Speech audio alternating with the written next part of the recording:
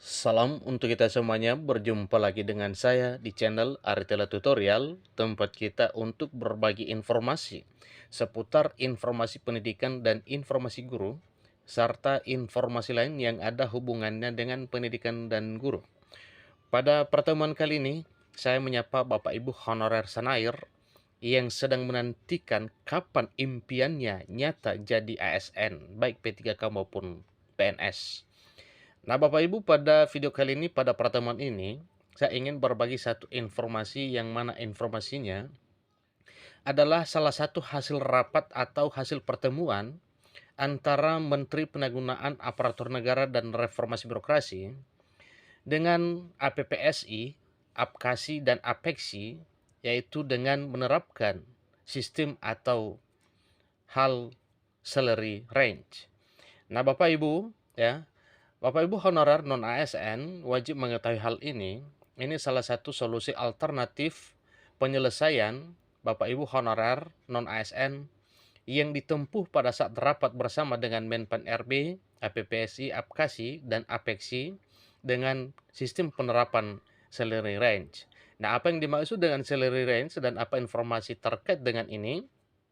Bapak Ibu simak videonya, jangan ketinggalan informasi.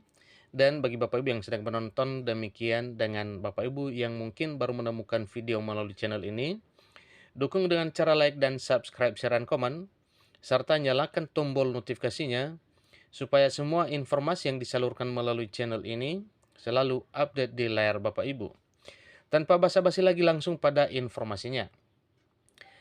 Salah satu informasi yang dimuat oleh beritasolraya.com yaitu tentang kabar terkait nasib pengangkatan tenaga honorer untuk menjadi pegawai negeri sipil maupun aparatur sipil negara dengan status pegawai pemerintah dan perjanjian kerja setelah adanya pendataan non-aparatur sipil negara masih belum usai atau masih belum selesai. Nah, ini merupakan kabar gembira untuk Bapak Ibu honorer Sanair.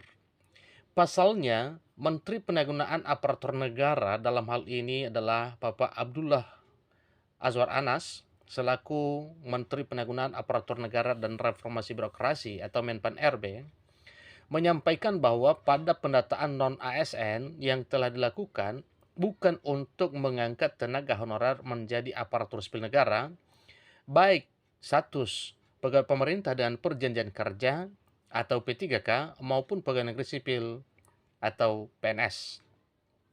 Menteri Pendayagunaan Aparatur Negara dan Reformasi Birokrasi menjelaskan bahwa pendataan non-aparatur sipil negara yang telah dilakukan bukan untuk mengangkat para tenaga honorer menjadi PNS maupun ASN P3K di lingkungan pemerintah pusat dan daerah. Perlu dipahami bahwa pendataan ini bukan otomatis akan diangkat menjadi aparatur sipil negara atau ASN.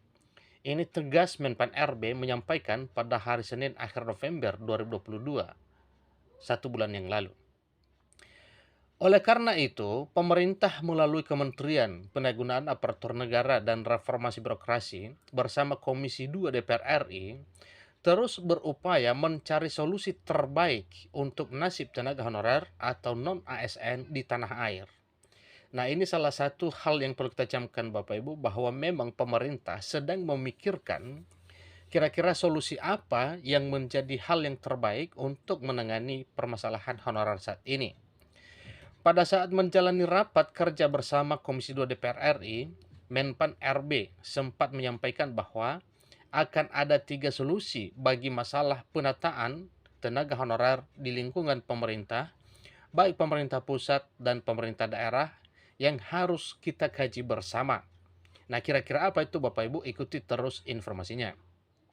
Solusi terkait nasib tenaga honorer tersebut saat raker bersama Komisi 2 DPR RI merupakan sebuah upaya Menpan RB untuk membuat pelayanan publik dan reformasi birokrasi berjalan normal. Prinsipnya, pemerintah ingin pelayanan publik dan reformasi birokrasi berjalan optimal menuju birokrasi berkelas dunia, dan sisi lain diupayakan agar tidak ada tenaga non-aparatur sipil negara yang kehilangan pekerjaan, ucap Menpan RB.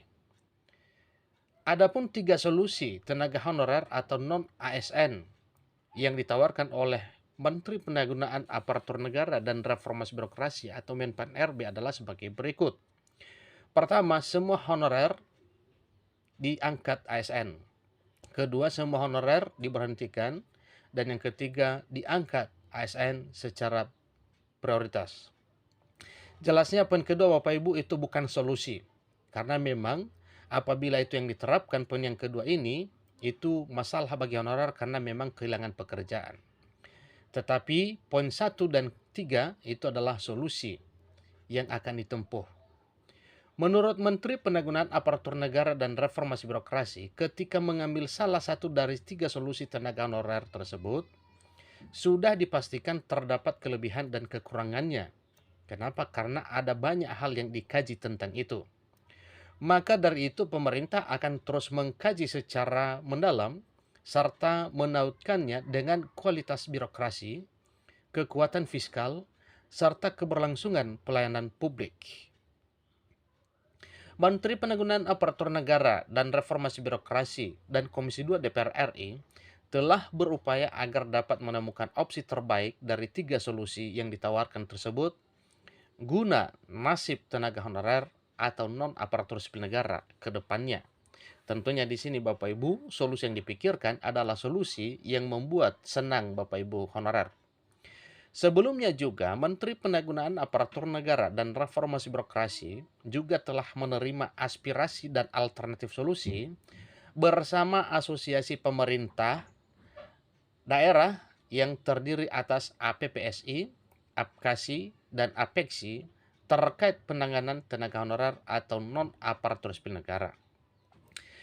Yang mana salah satu alternatif solusi untuk penanganan tenaga honorer tersebut adalah adanya kebijakan salary range untuk P3K sesuai dengan kemampuan tiap-tiap daerah.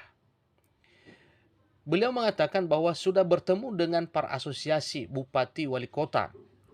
Teman-teman sudah memberikan beberapa alternatif, salah satunya yaitu ada salary range untuk P3K sesuai dengan kemampuan daerah. Ini jelas Menpan RB.